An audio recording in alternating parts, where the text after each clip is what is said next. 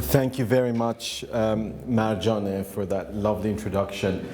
You know, when cousins introduce you, you never know what to expect. So my heart was in my throat. Which one of the highly embarrassing stories is she going to share with the audience? Is she going to show any photographs? But fortunately, I made a generous cash payment to her before this meeting to keep her silence. Thank you, Marjan. I love you. You're my favorite cousin. We'll talk later. So it's a great pleasure to be here, and I was going to speak a bit today about our search for authenticity. And before speaking about, I'm sorry? No, okay. my favorite word. There we go, authenticity. There we go. We have an authenticity fan, and I wanted to add that the reason why my parents follow me is not so much out of admiration, but because I need parental supervision. So thank you, mommy and daddy, for being a great family. And the wonderful thing about Iranian parents, I love them so much. No matter, I've been to war zones, I've been advisor to heads of state and government, but I still feel that I'm 5 years old in front of my mother. So there we go. Did you brush your teeth? Did you eat your vitamin? Okay, a story for another time. So I was going to reflect a bit about our quest for authenticity. And what does authenticity mean? Authenticity is looking for something that is real, something that is meaningful, something that touches us, something that speaks to us. And I would like to suggest that the search for authenticity is emerging as one of the central challenges of civilization. And I want to begin with the words of Baha'u'llah, where he says, "The world is but a show, vain and empty, a mere semblance of reality." So Baha'u'llah tells us that this world, this mortal world, is an illusion. It's all an illusion. And he warns us not to set our heart, not to become attached to these illusions.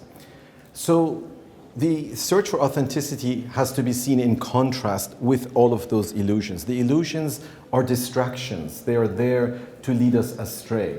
And it's our capacity to distinguish between illusion and reality, between the outward semblance of things and the inner reality, that will determine whether we will spend our lives progressing spiritually, realizing our potential, or whether we will basically waste our lives and reach at some point, I don't know, on our deathbed and wonder, where did it all go?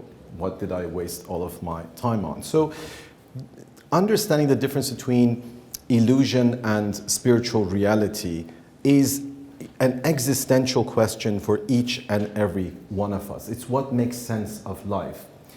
But we have to go on this spiritual journey in the midst of a culture which the Guardian spoke of as crass materialism. He spoke of it as cancerous materialism. Now, the image of cancerous materialism, the Guardian chose his words very carefully, is quite graphic. Any of you who have had the misfortune of having a family member or a friend who has suffered from cancer, you will see that it is horrible, horrible. It eats away at your body. So imagine that our consumerist culture with which we are bombarded every day and brainwashed into believing that our sense of self-worth depends on, what we wear. My suit, by the way, is Prada.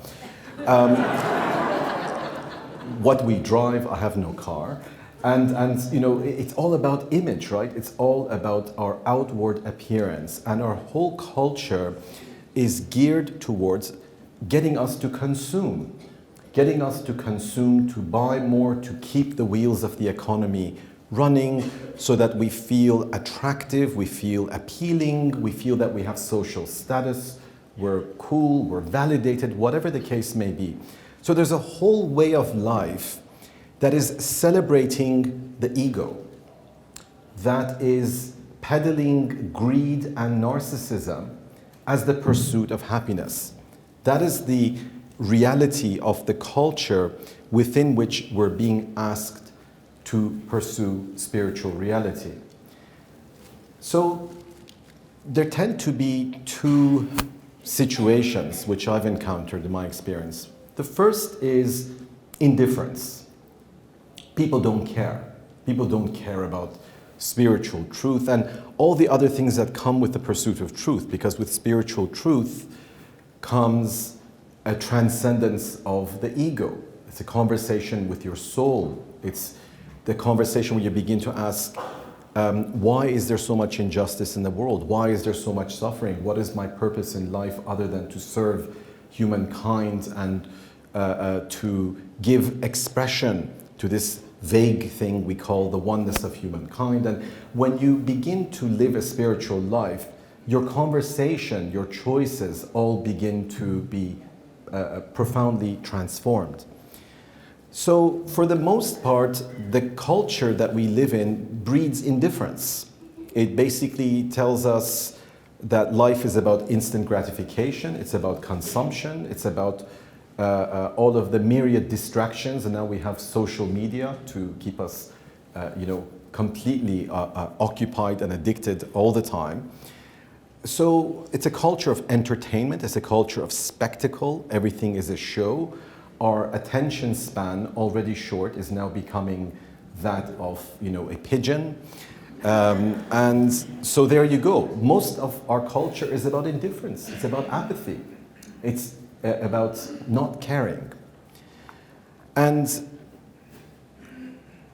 we should think about what it says.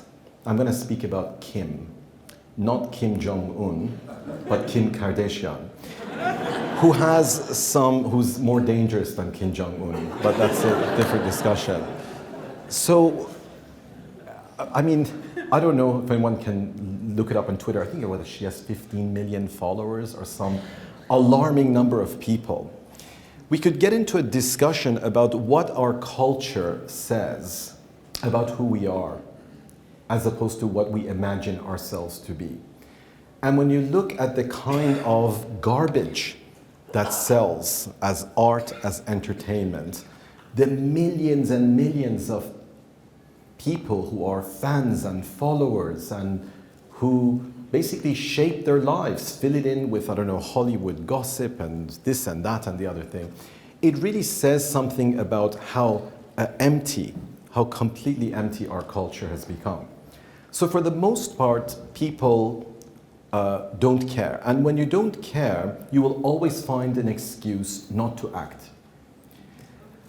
But I want to focus today on how even those who care, or those who want to say that, well, there must be something beyond this consumerist culture, we must have some social cause, something or other that gives meaning to our lives. How our culture has so emptied itself of a mystical and spiritual consciousness that we don't even know how to be authentic anymore. That we're not authentic about being authentic. That we're phony about being real. And that's what I want to speak about, because when you live in a culture which celebrates superficiality, which confuses sentimentality with compassion, the selfie syndrome, right? It's a narcissistic culture, and that narcissism extends even to charitable activities, extends even to the idea of social consciousness. So we need to understand that spirituality is something beyond being progressive, something beyond being cool, and I'm going to reflect on that a bit. That spirituality is about depth. And it's not something that can be captured through a sexy slogan or an interesting concept or some fashionable label.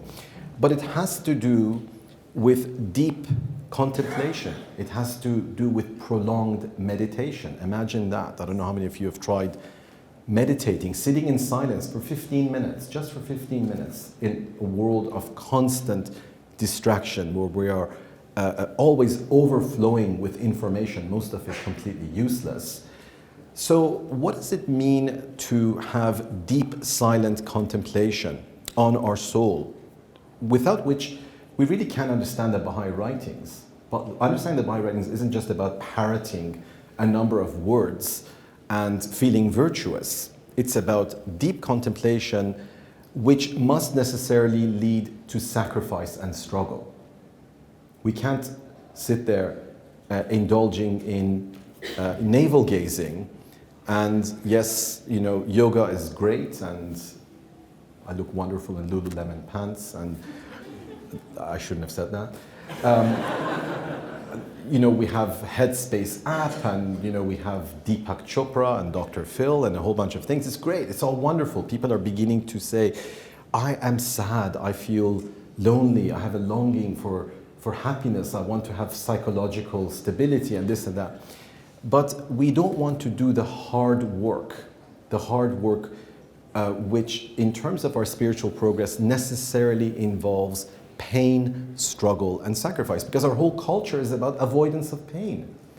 Our culture tells us you can have anything that you want instantly. And in a culture which confuses ecstasy with a pill, that says a lot, doesn't it?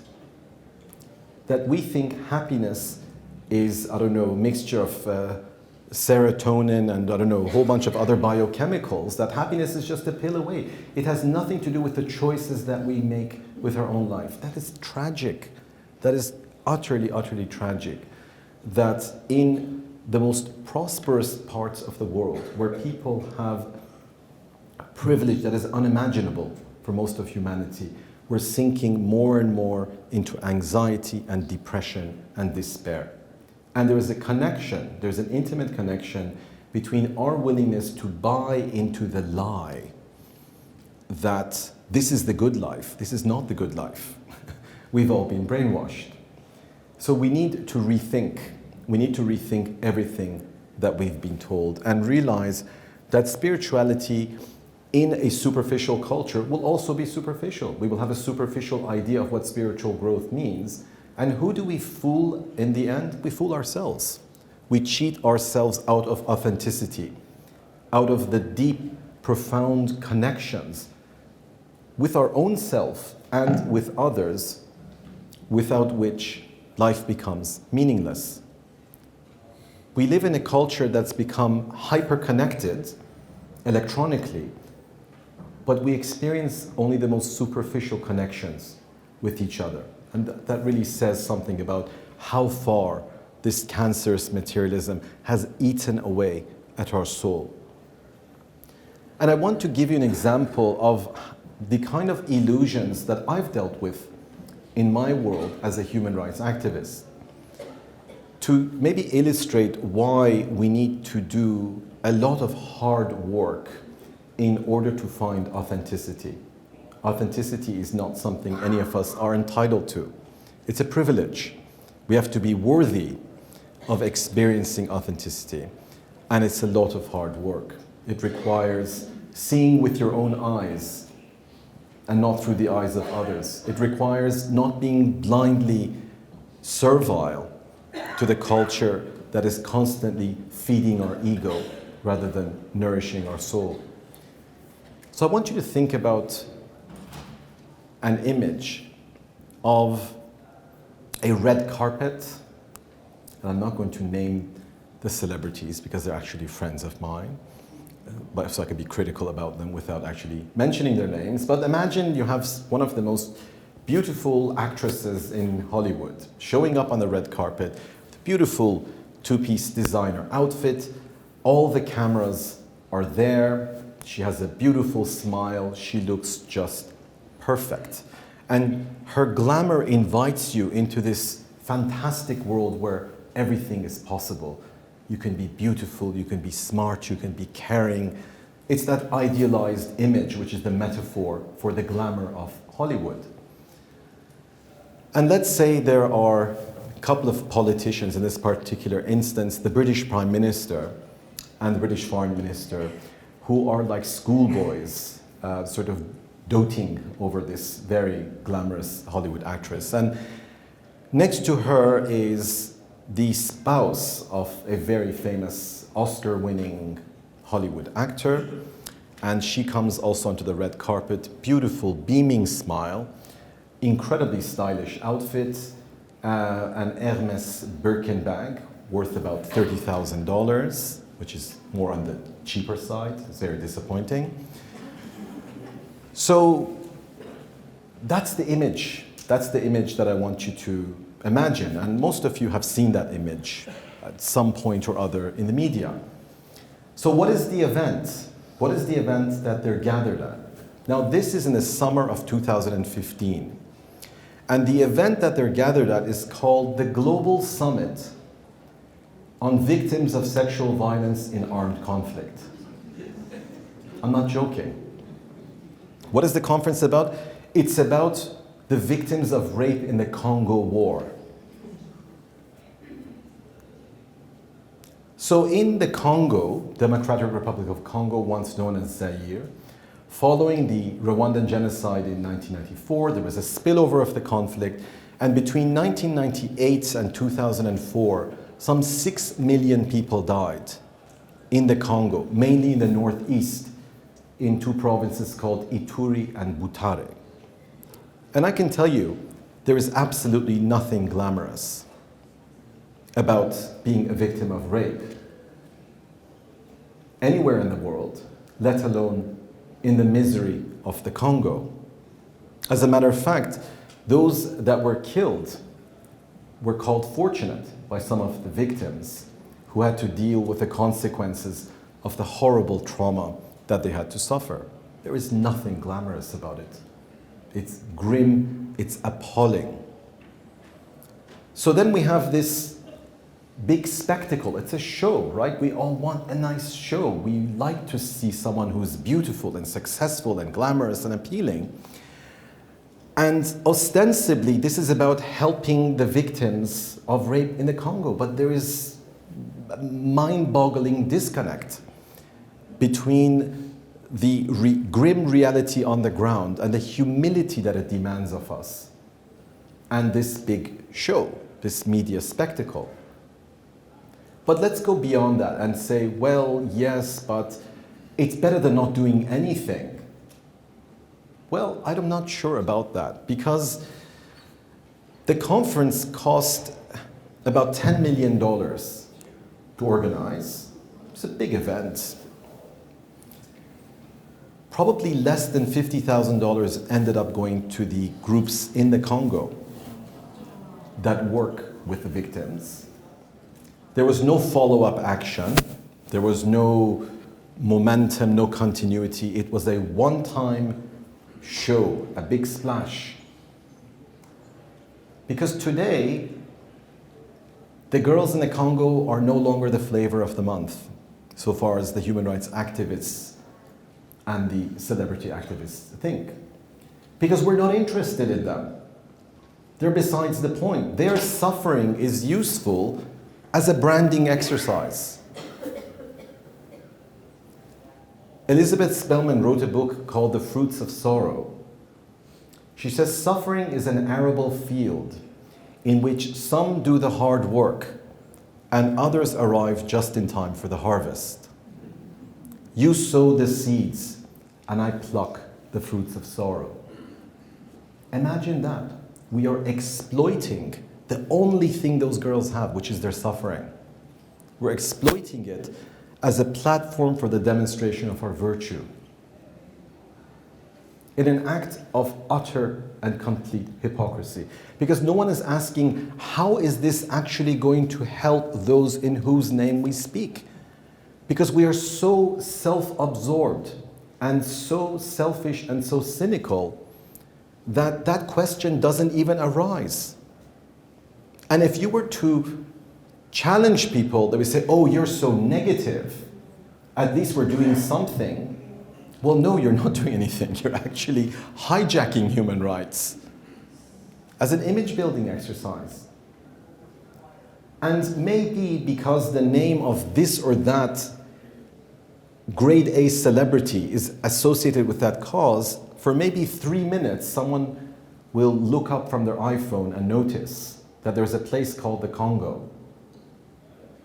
Maybe they will contribute through a Facebook like maybe even write a check to some charity out of guilt.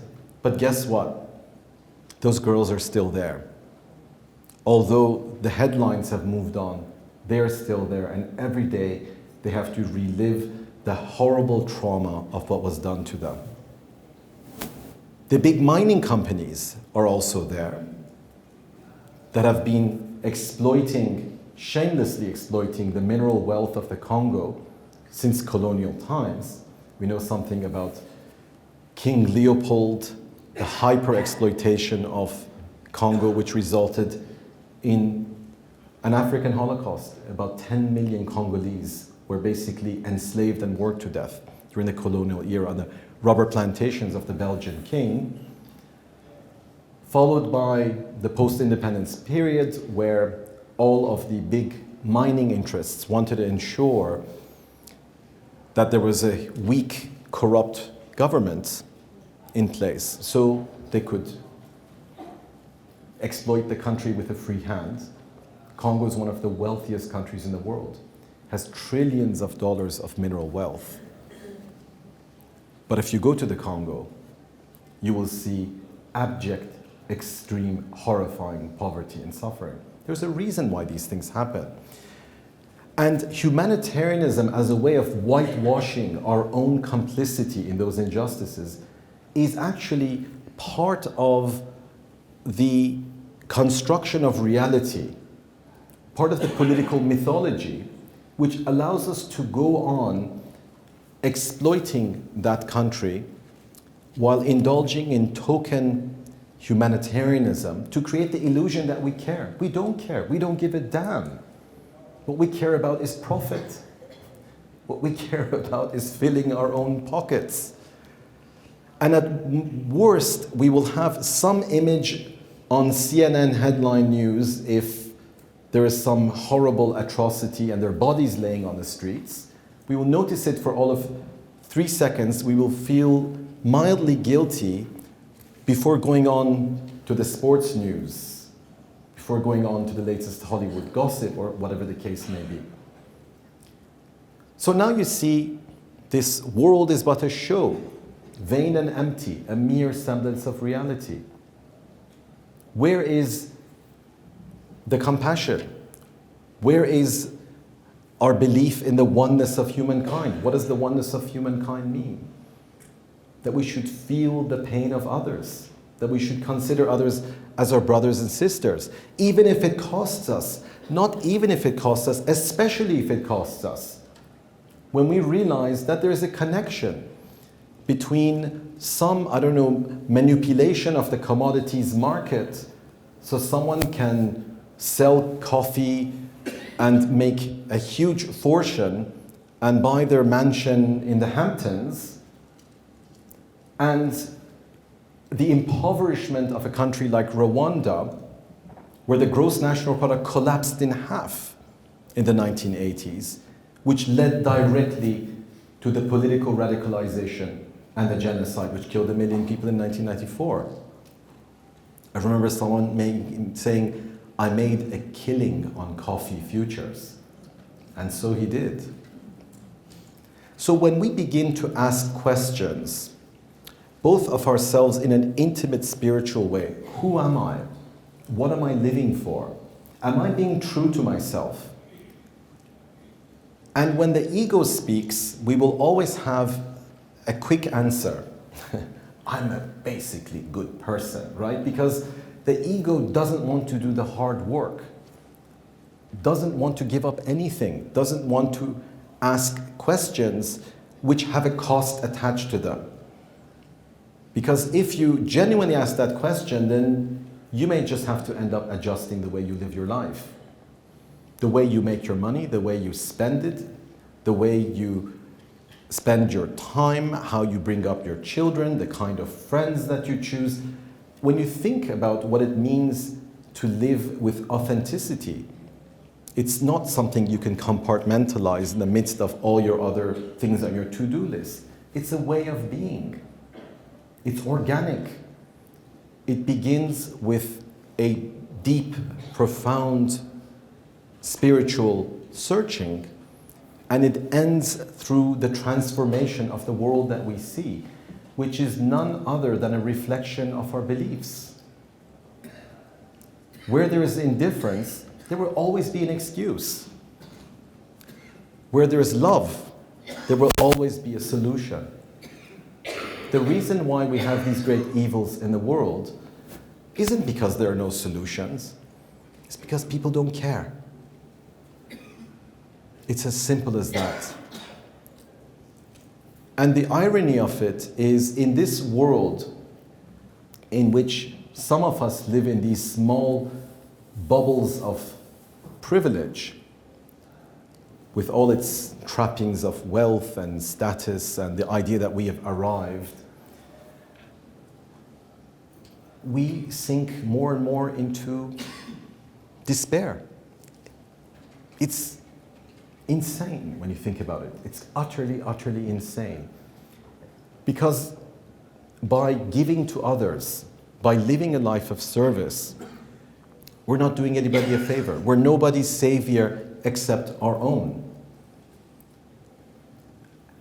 By transcending the ego, by listening to our soul, by committing our life to authentic, meaningful bonds and connections and friendships and careers and whatever its expression may be, we are retrieving our own authenticity. We're coming out of spiritual slumber. So I'm going to maybe just wrap up by, and to open the floor for discussion so I can learn from all of you. And all I've tried to convey is that being a good person can be a deceptive idea. And in a culture which has emptied itself of all meaning, of all authentic bonds, even the idea of what it means to do good has become perverted, has become corrupted. And that's why I give you that example. And I could give you many, many other examples of how, charitable causes have also become contaminated by this culture of greed and corruption. And so that shows us that it's too easy to be, politically correct, to chant a few fashionable slogans and to say, look, I'm so wonderful, I'm so progressive. And I tell all the young people, especially that I speak with, that it's really easy to be idealistic in a classroom. It's also easy to be idealistic in a Baha'i conference. You have to go out into the arena of anguish and struggle. And you have to pay a price. There is no other way. You have to experience pain. You have to become wounded. And it's the best thing that will happen to you. That's the irony of the whole thing. We are told that happiness comes from avoiding pain. Baha'u'llah says the steed of the valley of love is pain. He means what he says. The steed of the valley of love is pain. The lover yearneth for tribulation. That is so entirely alien from what our culture tells us every day. That we should celebrate superficiality. We should celebrate ease and comfort. Whereas that's exactly what keeps us away from our beloved. Rumi has a beautiful poem. He says, the wound is where the light enters you. And if we are not willing to be wounded, then our soul will remain in darkness. So I'm going to stop there, and maybe we can have a conversation. And I'm not sure where Marjana is. There you are. You're not going to say any stories about my misspent youth. We're going to talk about spiritual things.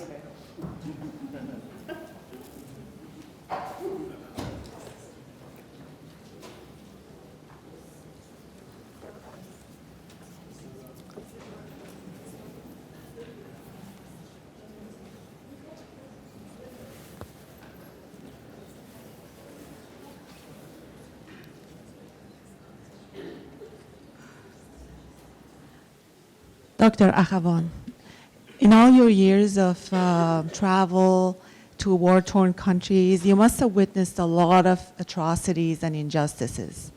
What do you do to protect yourself and protect your own mental health? And what can we do to support you and be respectful of your efforts? Well, thank you for that very thoughtful question. I'll start with the second one first. I'll be very blunt. I'm not here so that people will applaud what I've done. I'm here because I want each and every one of you to join forces and to make for a better world. That is the greatest gift that I can receive. Because, as I said, my despair comes from the fewness of our numbers. On the one hand, I've seen what one person can do. I was just in Zambia, in Lusaka, one of the poorest of the African countries. And I met there an amazing woman named Cecilia.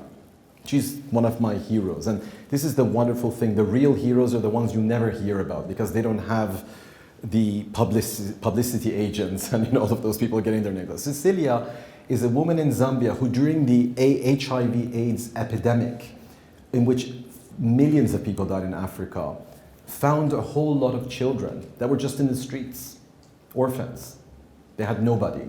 She began with her, I wouldn't say meager resources, her non-existent resources, to bring these kids into her home and raise them as her own.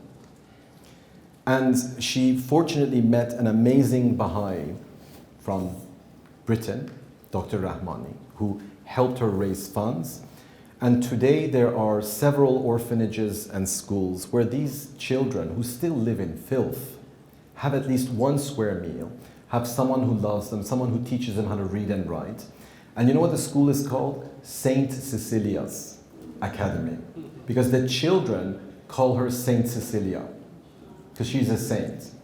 So there are all these incredible people out there. And I just, spent my holidays in Zambia. I got a horrible virus. It was exhausting. It was horrible. It was the best vacation I could have ever had. I mean it. This idea of going by the beach and, working on my tan. I'm already tan, by the way.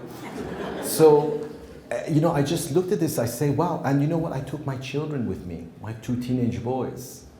And when we arrived at this orphanage, the car came on a dirt road and the kids, there's nothing there. It's the middle of nowhere. The kids rushed out, hundreds of them. And they were just screaming, Cecilia, Cecilia, Cecilia. And as soon as we got out of the car, we were mobbed by these kids, hugging us and just wanting to hold their hands because no one holds their hands. There's, 2, 3 people taking care of 100 kids. They just want to be held. They want someone to just look at them. And you see all these small kids. I was going to start weeping. And you start realizing how much you can do to completely change the life of these children. So what my despair is not that people don't say, bravo, Professor Akhavan, you do such wonderful things. My despair is, why don't we have more people doing this? We could do amazing things. I just look at the people in this room, the resources that we have. This room alone could change the life of several thousand children. And it's not a question of saying, oh, well, there's so many of them, so what can I do? Well, everyone says the same thing, which is why nothing ever happens. So the question of mental health is very important because I learned the hard way that you need boundaries. I told you this morning the story of Mona's martyrdom and how I was like, Ya Baha'u'llah, I'm going to just throw myself into the ocean. And I learned the hard way that you can't always do that you need to take care of yourself because you're going to see a lot of things that will be very disturbing. And when I was at the UN, no one knew about PTSD and all that stuff. So I learned the hard way. But to be honest with you, I wouldn't change my life for anything. Because I think that if you feel that you have meaning and purpose in your life, nothing, billions of dollars, being the president, being what, nothing compares to it. And that is real power. That is, the sovereignty that Baha'u'llah talks about. So a lot of prayer, a lot of meditation, a lot of reflection in order to understand the deeper significance of the suffering in the world because it makes me angry. really makes me angry when I go to Zambia and I see a mining company, copper is the big resource there, a mining company that every year takes out $5 billion, leaves nothing to the people in Zambia.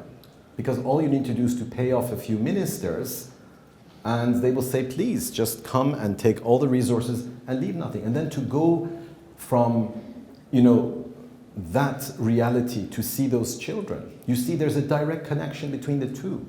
We have to understand that abject poverty and suffering isn't a God-given calamity. It's a man-made calamity. It's the result of our choices. It's an injustice, which is why the whole culture of charity is misplaced. I feel guilty, I'm going to write a check, I'm going to go to a gala dinner where someone is going to be given an award because they're so wonderful and virtuous. No, you need to empower people. You need to educate those kids. You need to give them the means to dig themselves out of that misery, because it's the structural injustices that put them there in the first place. And a check here and there isn't going to solve the problem. So if you really care, then you have to have sustained engagement. Not the whole idea of, well, I did a summer internship and I didn't eradicate world poverty, so I'm going to give up and become cynical. So I'm sorry for going on for some time, but the biggest reassurance I get is when I meet people like Cecilia, when I meet people like Dr. Rahmani, and these amazing people that care. And that's why I'm happy I spent my vacation there, because they give me reassurance. Thank you. Living in the West as a clearly materialistic and consumer type environment that we're in, based on your experience and the Baha'i writings, what can we do to rise up living in this society, to be able to rise up above our not caring? And it's wonderful to go to Zambia and to go to Africa, but what can we do on our day-to-day lives here while we're living with what we're experiencing here in the West? I'm glad you asked that question, because I also want to emphasize that serving is everywhere. It's halfway across the world. It's around the corner. 5 minutes drive from this hotel. There's immense suffering right here in Phoenix.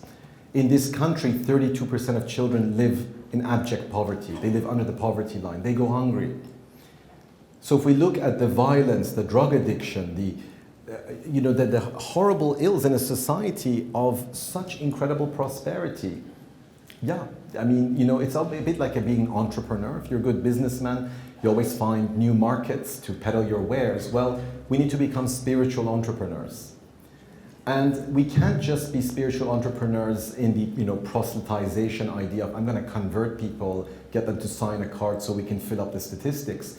No, it has to be heartfelt service to others. That's what teaching is about. It's not about proselytizing and all this nonsense that we've inherited from old ideas of what religion means. So when you love, when you understand oneness, then you realize that if you're not serving others, you're wasting your time. You're wasting your precious time, because that's the only way you're going to grow spiritually.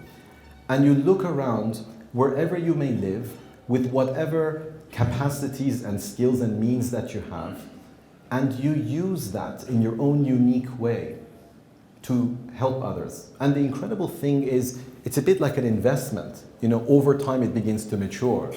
And I say this to the young people as well, that if in your youth you begin a life of service, you're going to look back when you're on your deathbed, and you're going to see that you touched thousands and thousands of lives. And each of those lives that you touched went on to touch thousands and thousands. And that's how you bring about a grassroots, profound transformation in society. But we need to want to do it. And your question of how do we overcome our apathy? Well, part of it is taking seriously the nourishing of our soul. Praying, for example, at night. Do we sort of just fit in our prayer on top of every other chore that we have?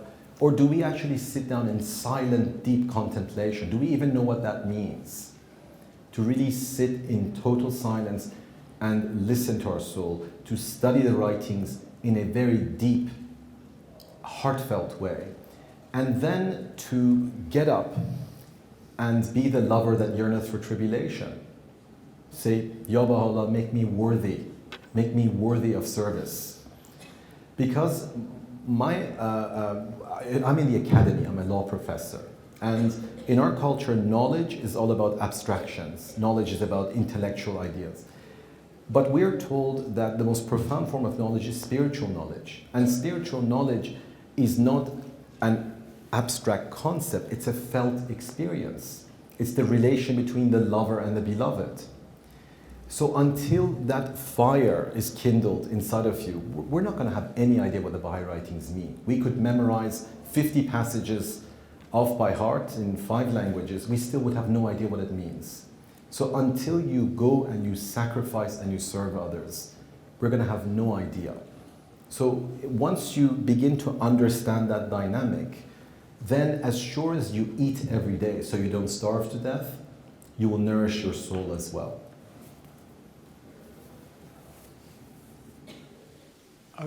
Your Rui metaphor echoed something that I came across 5 years before I became a Baha'i, and that was Khalil Gibran, who said, pain is the breaking of the shell that encloses the understanding. So I have a practical question to ask you, though.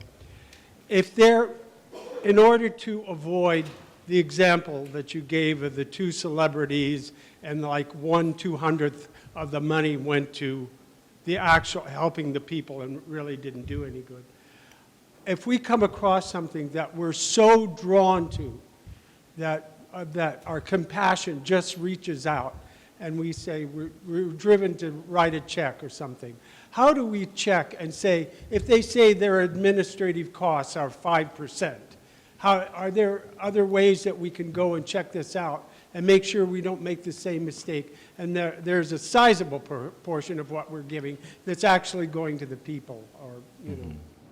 It's a very good question, and I'm not telling people that they shouldn't donate to charity, but you should do your research and see which charities are better at delivering results than others. And my experience has been that smaller scale charities tend to be better, charities that have roots in the community.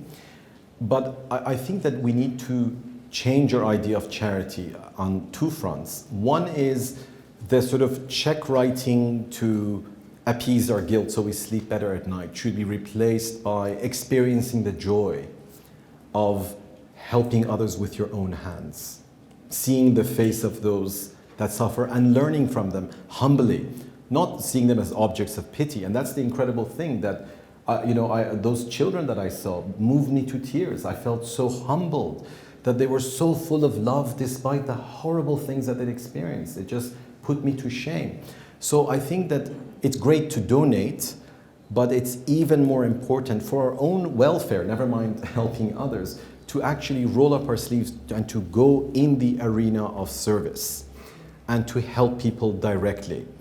And it doesn't matter if that's nothing to do with our profession. Well, I'm a lawyer, but it means nothing. I don't need to necessarily serve as a lawyer. I can just go to this orphanage for a few days and I can learn. I can educate myself, because my world is a little bubble of privilege that is so removed from that reality that I need that for my own,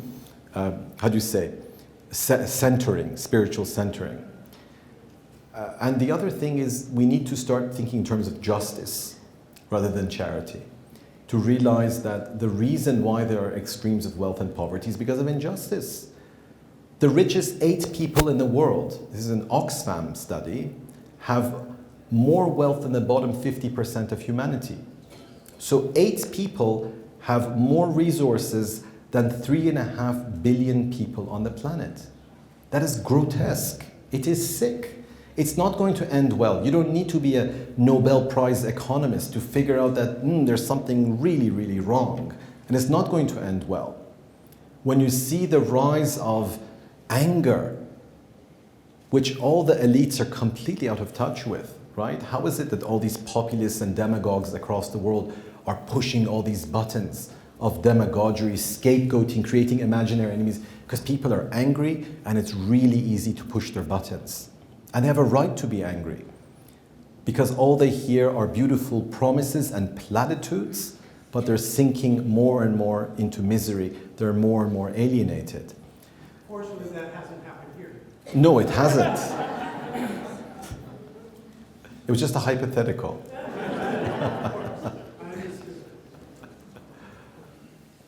Dr. Akhavan, thank you very much for sharing your experiences. And it really is sobering when you do share some of those really graphic experiences, and it gives us a better perspective here in North America.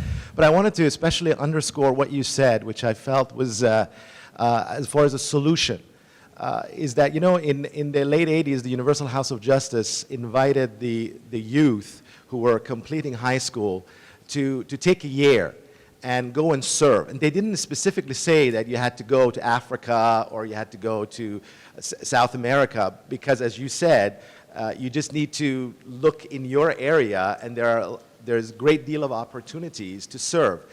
And it reminded me of when Baha'u'llah, and you spoke about happiness, Baha'u'llah says that true happiness can only be achieved when every member of the human race is a well-wisher of one another. So, so it is in our spiritual DNA to serve and to be able to give back. You know, if we're fortunate, you know, then we give back. And I think this is it. This is really, you know, and for individuals, it feels so, you know, insurmountable to say, okay, well, the problems of the world is so great. How could I, as a little individual, you know, make a difference? And I think, to quote Gandhi, when he said, you know, be the change that you want to see. And as individuals, once we do that, we create that culture. And, you know, as Baha'is, we're so blessed. We've been given so many guidances to do that, but we have to actually arise and act. So, you know, some people will find, you know, places in Africa, distant places where they can serve, but, you know, service is here too. You know, there's the First Nations, Aboriginal people, there's so many poverty-stricken factions of our society. And, you know, there is an extremes of wealth and poverty, as you say here. So I think, you know, if we take the time, I am personally, you know, not so keen about contributing to charities, as you said, because, you know, the system, by and large, is somewhat, doesn't lead the money to the charity. Like, you know, $10 million on a conference where only $50,000 was raised for these people, it is ludicrous to think about it.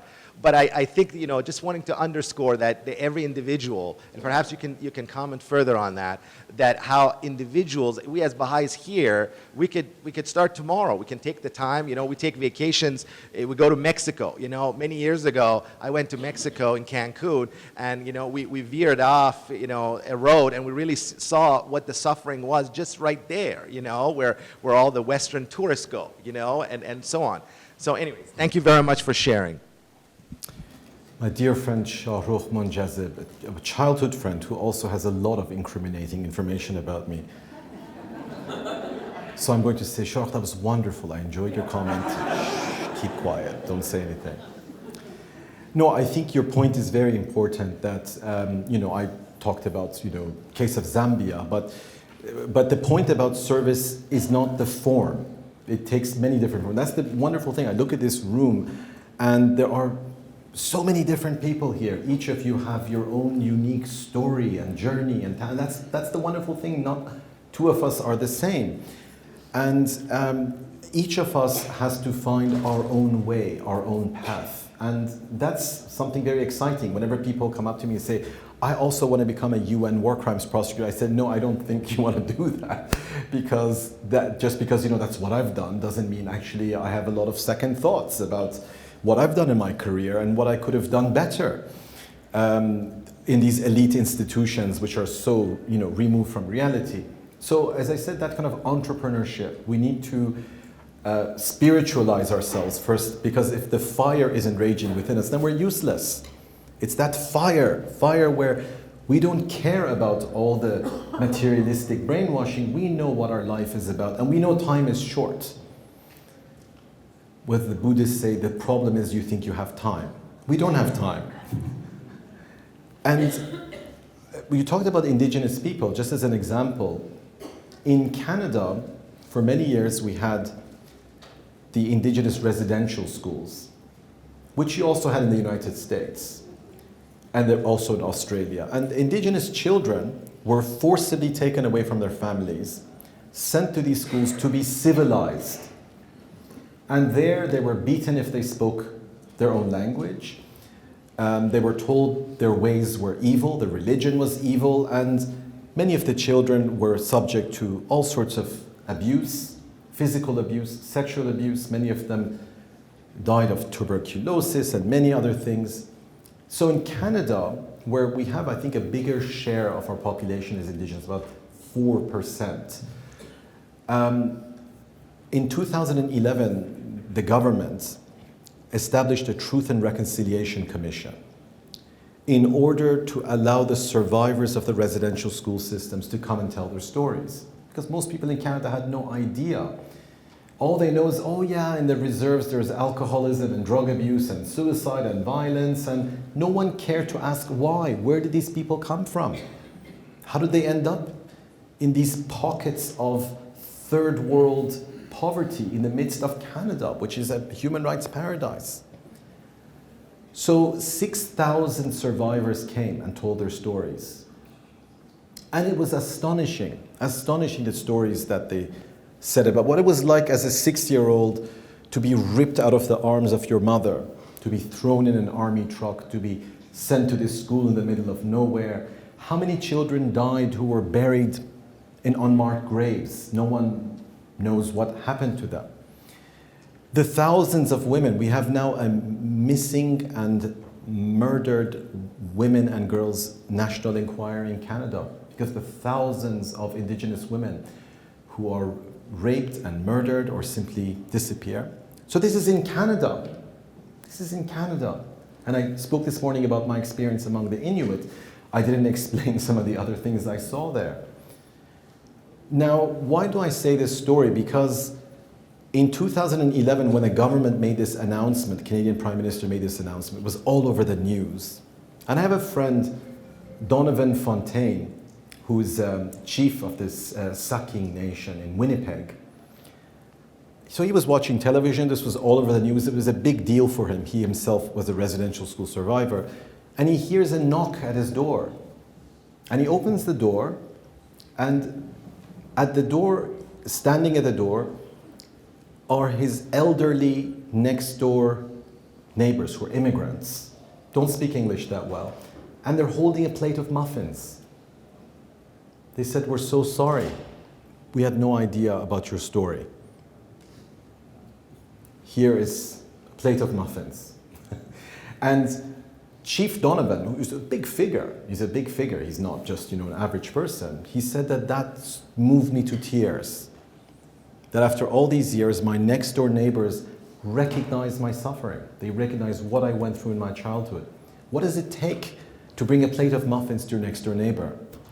So because we are cynical in our culture, because we're selfish, because we are only interested in big spectacles and something that's going to win awards and end up in the Oscars or whatever nonsense we've been fed, we have forgotten the power of everyday random acts of kindness, of sincere, loving consideration.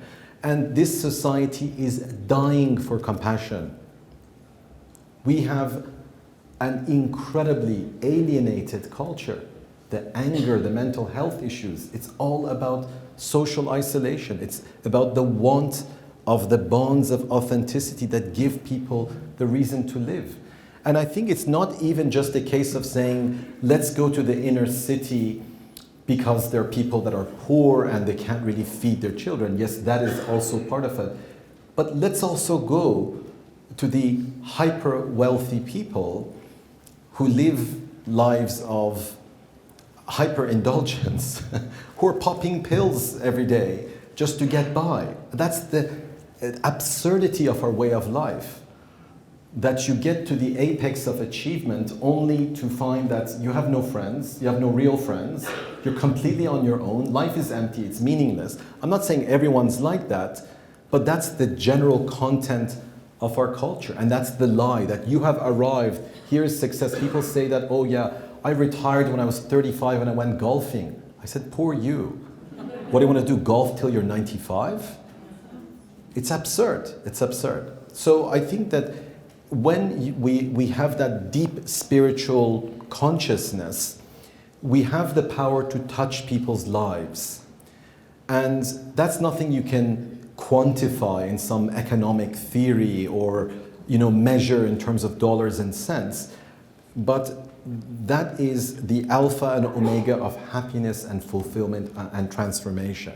And that's why very often the Cecilias of the world and their equivalents right here in our own backyard are the ones that are the movers and shakers. They're the ones that serve silently, quietly, selflessly. We never hear about them. They're not on our television screens. But they're the ones that are the real heroes, and they're the ones that we should seek out and learn from. Hello. Hi. Firstly, I just want to thank you for mentioning the situation of Indigenous peoples in Canada. I'm a child welfare lawyer, Indigenous child welfare lawyer in Canada, so this is an issue that I'm from Edmonton. Edmonton, excellent.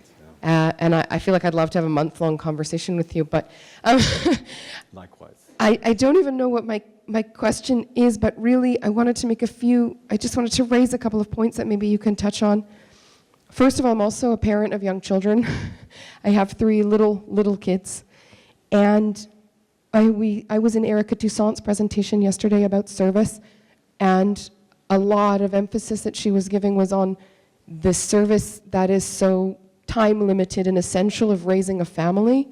And I have this torn feeling about raising my family and serving, and being an Indigenous child, I'm just gonna cry. Being an Indigenous child welfare worker or lawyer, I feel like that sounds really impressive and compassionate and useful. It's not. I go to court, I argue with other lawyers about permanent guardianship orders, I write affidavits. I'm not changing the world, and I work in this system that is like a messed up system that doesn't work for anybody. And these issues, these missing and murdered Indigenous women that you're talking about, these are part of a superstructure that I feel as an individual, and I know I'm not alone, that I can't fight, or there's this sense of futility that I think people feel when it comes to the overwhelming suffering of mankind, and I think we can all agree materialism is the drug that we use to forget about the suffering and forget about our futility. And we say, I can't do anything about it, I'm just gonna turn on Netflix. Whatever the thing is that we're doing, this massive materialism, I'm going to obsess about those people with beautiful clothes because I can't actually do anything. And when I think about the suffering of mankind or those impoverished children and the raped women in Africa, it's too big. Do you know what I mean?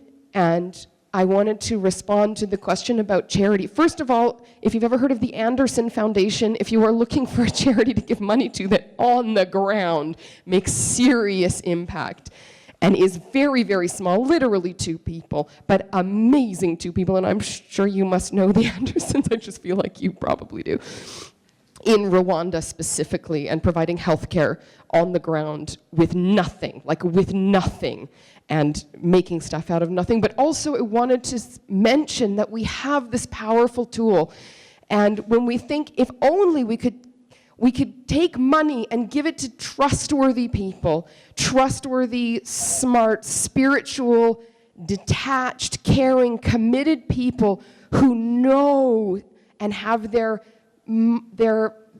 fingers on every pulse to know precisely where the suffering is and where it can best make the most long-term impact, and that they would take that money with the utmost care and make sure every penny of it was spent for the long-term benefit of mankind. And this is beyond comprehension to the outside world, completely beyond comprehension, and it's called the right of God. And if you want to take your money and make a serious sacrificial change in your life, monetarily, to put it in that, or the Anderson Foundation, both are really good. So I just want to put a plug in for that. I've spoken long enough, but thank you so much for this talk, and I'm really humbled to be in it. Thank you. No, thank you. Thank you for the wonderful work that you do. And I can imagine it's very difficult. And our friend who talked about, mental health or just, spiritual self-preservation, it's difficult. It's difficult when you see all that suffering. And that's why the deeper that you become immersed into it, the more you need to strengthen yourself spiritually to see the deeper meaning of what you're trying to do. I think that on the one hand, part of that despair is an awakening. The fact that we feel pain means that we're alive, means we're not numb, we're not indifferent. And we have been brought up in a culture where we have lost an understanding of painful struggle. We become very weak. I think I talked today about my grandmother, and when I think about her life, what she went through, I'm astonished at her. She was so serene, she was so silent. Her mother escaped the genocide of the Baha'is in Yazd. She was born in Russian, Tsarist Russia during the Stalinist purges. Her brother was sent to Siberia. I mean, just, the revolution in Iran, and it was just incredible what she had gone through. And she had this incredible serenity. And she would always say, what is it in Persian? Bala dawai muqarrabin. Suffering is the medicine of those that want to draw nigh unto their beloved. So we need to really strengthen ourselves spiritually so that we don't burn out, so that we don't fall into this despair. And I can tell you the same thing. I became a UN prosecutor, and I, at the beginning of my career, became like the first UN prosecutor, and I prosecuted the bad guys in The Hague, the president of Yugoslavia, and I became part of history. And everyone says, wow, that's so glamorous. And I tell them I felt completely futile when I left The Hague. I felt that everything that I'd done for a decade of my career, my best years, which cost me my marriage and my health and everything else, at the end of the day, I felt I've done nothing, because 100,000 people have died and they're not going to come back to life. So I felt their feeling, what have I done? So yeah, it's hard, it's painful. And that's what I'm saying, it's painful. It's not some trip with on the scenic route. You're probably going to have more wasteland and barren desert that you're going to have those few oases in between. But I want to say one last thing. And this is the feeling of isolation, which I hear in this sort of a subtext of what you're saying, the feeling that you're alone. And that's why we need to act as a community. Not just the Baha'i community, no, on the contrary, we need to come out of our bubble and find people of goodwill. And when you connect with other people, it goes back to authentic bonds. It is so reassuring, it is so empowering to know that, I did the lectures this year in Canada, and I went from, Whitehorse to St. John's, and I met the most incredible people across Canada. I was so humbled. I had an 8-year-old boy come up to me and say, what can I do to make the world a better place? I met an 88-year-old grandmother activist that puts me to shame with her energy. I met a police officer who talked about when he went out of his way to find someone's missing dog, and he made that person's day. And there are all these people across the country that are just dying to do something good, and all of them feel isolated. All of them feel this sense of despair. So I think the despair comes from our lack of spiritual depth, and we need to strengthen ourselves so that we realize that what you're doing today may seem insignificant, but it could make a fundamental difference in the lives of the children that you're helping. So anyways, I think the work you're doing is wonderful, and I wish you all the best.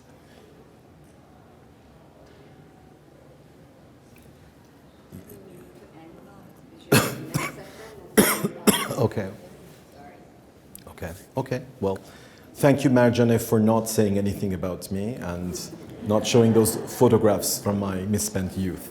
Thank you very much.